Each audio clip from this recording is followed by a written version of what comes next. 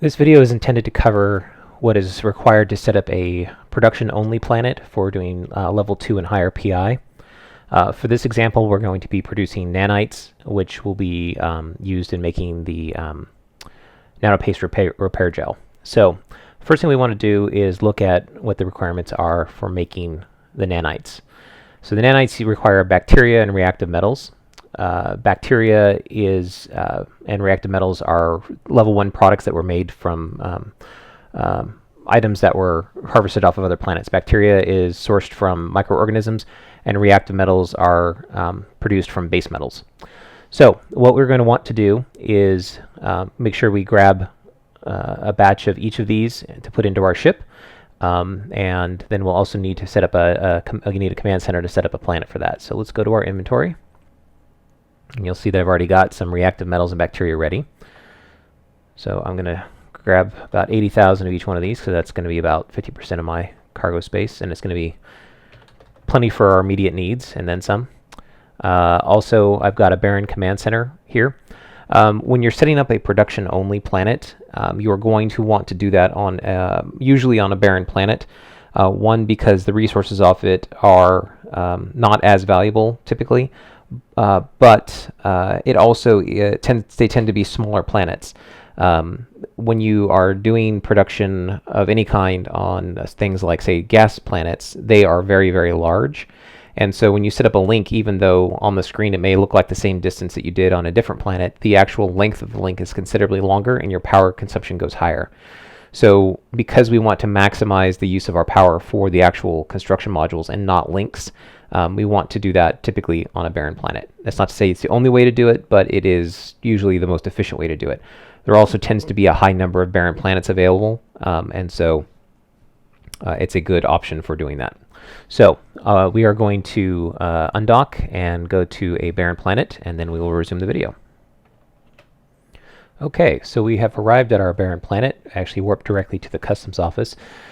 So what we're going to do first is we are going to access the customs office, and we are going to load this with the 2 items that we need. Now, we can't fit all of this because the customs office only holds 35,000.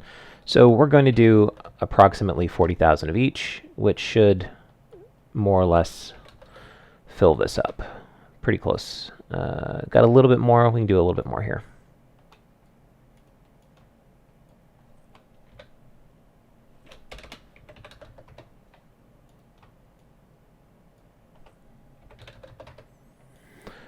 All right, that's good enough. So what we're going to do at this point is we're going to warp off and get to a safe spot and cloak up, and then we'll resume. Okay, so now we're in a location with our cloak activated so that we aren't going to get popped. Now what we want to do is go to the view planet mode for the planet that we're at, which in this case happens to be planet 6, as you'll see is a barren. So we're going to go into planet mode. So because we're not harvesting, we don't particularly care about the scan results. On base, or rather on barren planets, typically you're going to be harvesting base metals and noble metals. So you may want to set up your production in an area that's not going to be want to be used for production. As some people may be harvesting on the same planet, and your gear won't be in their way. Not that it'll technically overlap, but just a courtesy thing. So let's see. So this actually looks like a good spot right here. So what we're going to do is we're going to zoom in, and we're going to begin construction. So first thing we need to do is to put down our command center. We're just going to plunk that right down. And again, the command center can be anywhere. It has no bearing on the other structures other than providing the power. So we're going to just go ahead and drop it up here. We're going to go in. We're going to upgrade. When you are doing production planets, it really is best if you have Command Center Upgrades 5. You're not going to be able to be nearly as efficient if you're only at level 4. So if you're going to be doing higher level production, I would definitely recommend investing the time in Upgrades 5. So I'm going to go ahead and upgrade that, and I'm going to submit that. So now that's done, and now we're going to come back down here to our production area. So if you remember from the previous videos when we were looking at our processors, the basic industry facility was used for doing level 1. The advanced is for doing levels 2 and 3, and the high tech is going to be used for level 4. When we were at the lava planet, you'll note that the high tech was not available as an option. And again, some planets aren't going to give you that option for doing the high tech. So again, this is another reason why the barren planets are ideal for doing production. So what we are going to be doing at this point is we're going to need a spaceport that we're going to use to drop our products down to the planet. And then from there, we're going to transfer it to the production silos, or not silos, but the industry facilities. And then we're going to output that to a separate spaceport. So we're going to start by putting down our spaceport. Let's just drop that right there. And actually, we're not going to put it there.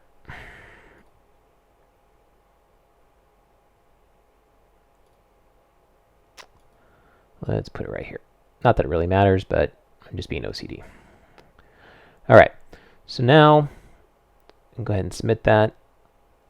And let's go to our processors, our advanced processor, and we'll just go ahead and drop one right here.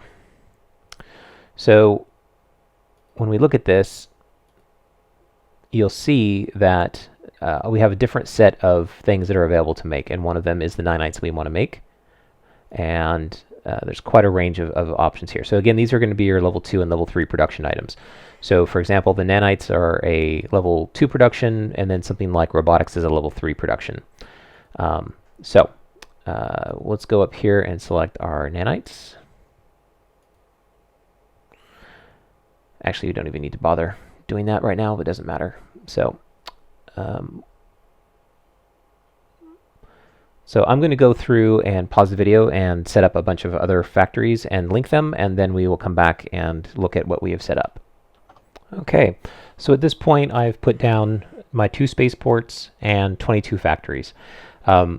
Because this particular facility will only ever be used for level 2 production, I can do this type of close cluster formation. Each of the factories here has a link to each of the spaceports, so every one of these factories has 2 links, one to each spaceport. The reason for that is that one spaceport will be used for ingoing product that will be sent to the factories, and the other link is for the finished product to get routed to the second spaceport for export. You could, in theory, route incoming product from here to the factory, back to here on the same link, then over here to save a little bit of power, but then you run the risk of having too much product going through here and product getting dropped on the ground. So by having a non-circular path where you're crossing over the same node twice, you are eliminating the chance of product collision, essentially. So if we look at our power grid, we'll see that we have actually pretty much maxed this out. So this is pretty much the most efficient method for laying out these factories.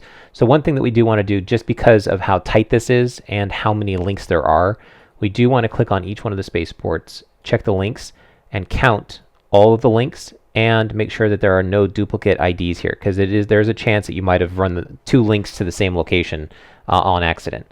So we're just going to go through and count here and make sure we've got 22.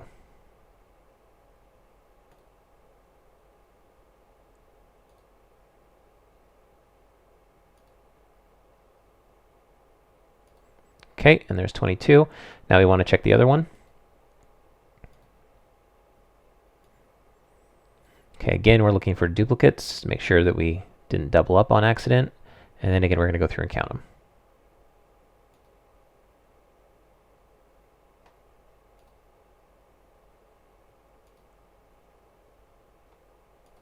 All right, so we're good there. So now what we want to do is we need to specify the product that we're going to make, and we also want to go ahead and bring product down to the ground. So if we look on these items, you'll notice that when we click on a launch pad, there's an ID. So this is YD4, and let's see, excuse me, LF YD4 and LM YD4. So we're going to make this LF one. This is going to be our incoming product repository. So what we're going to do is real quick, we're going to click on the customs office and access that. And we are going to drop some of this down to the planet. So we can probably get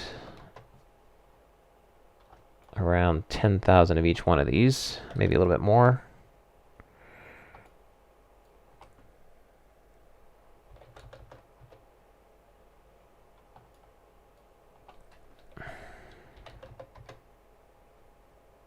That's probably good. So 13,000 of each. Could probably do a few more, but that's close enough. So we're going to transfer those down to the planet. And now if we, oops. So what I just did there was mess up. So when I was at the custom office, I forgot to select which one I wanted them to go to. So because I've already dropped them to the LM unit, that's going to be our ingoing one, since I've already messed it up. So it doesn't really matter, but once you get this going, you want to make sure you always drop it to the same one, because the routes that you're going to set up are going to be out from one and into the other.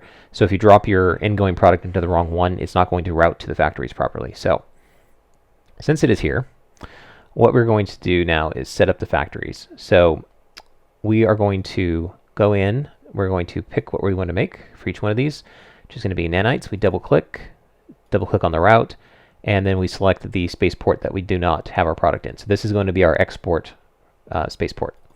So we're going to select that, and that one's done. So now I'm going to go ahead and pause the video. I'm going to do the other 21 of these, and then we'll come back. Okay, so now we have all of our factories set up, and product is now being routed to the export spaceport. So if we go here and we look at our routes, we should again see 22 different incoming routes for nanites. So we're going to go ahead and count those up real quick, make sure we didn't miss anyone.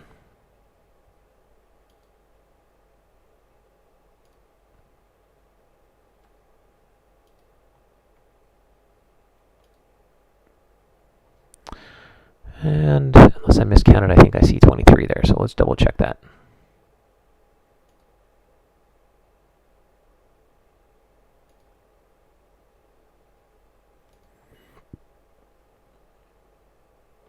Okay, so I miscounted the first time. So we have 22, so we should be good.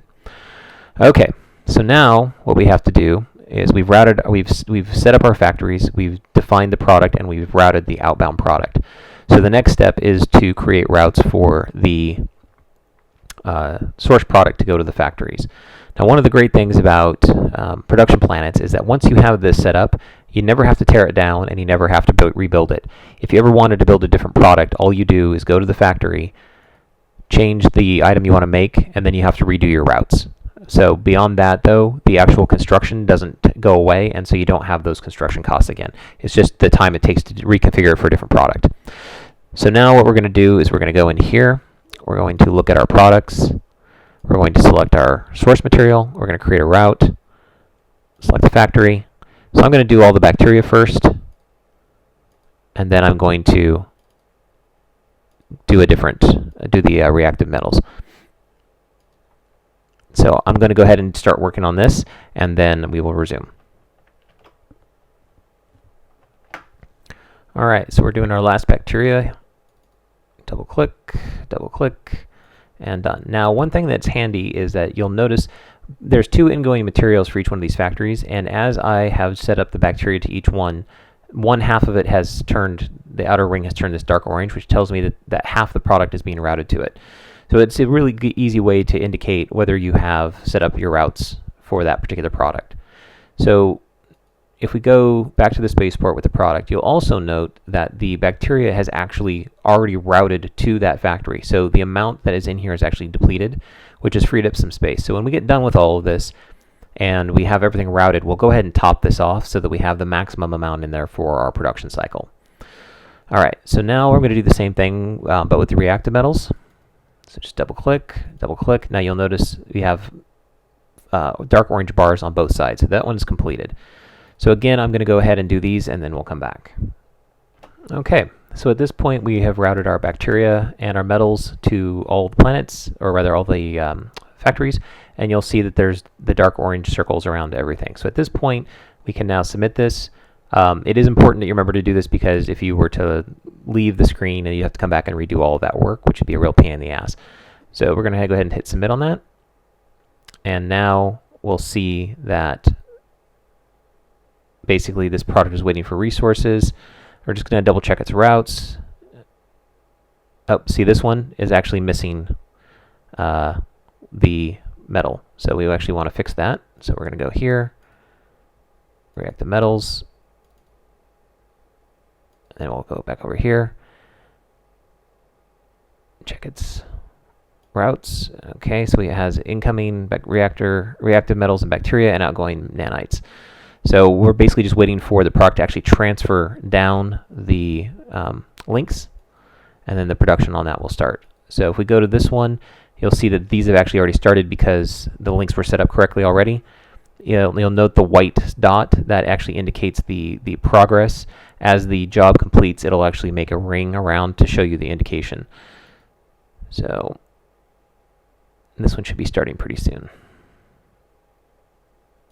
Just going to make sure I have these set right. Yep. All right. So at this point, it's basically running. There's nothing to really do other than wait. Again, you will notice that a good chunk of the product that we had already dropped to the planet has shifted out to the factories. So at this point, what we're going to do is go to the customs office, and we're going to transfer some more down.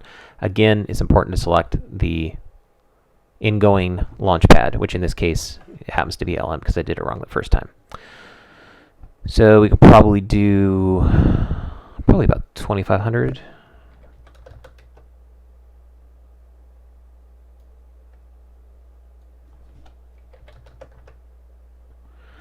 That was a good guess. So that actually fits. You'll notice there's a transfer cost. We're going to go ahead and transfer that down to the planet.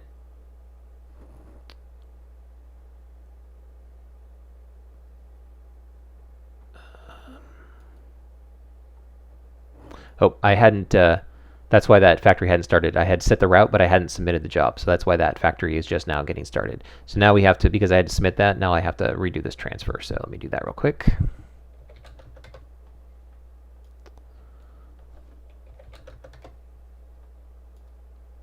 Okay, so now all of our factories are running, including this one, which got a little bit of a late start. And our ingoing storage container is now basically at its maximum capacity. So at this point, we basically just let it run.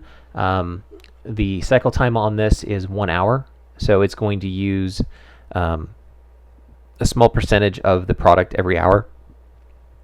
So you should be able to basically ignore this for a couple of days before you have to come back and restock this spaceport and start removing the finished product.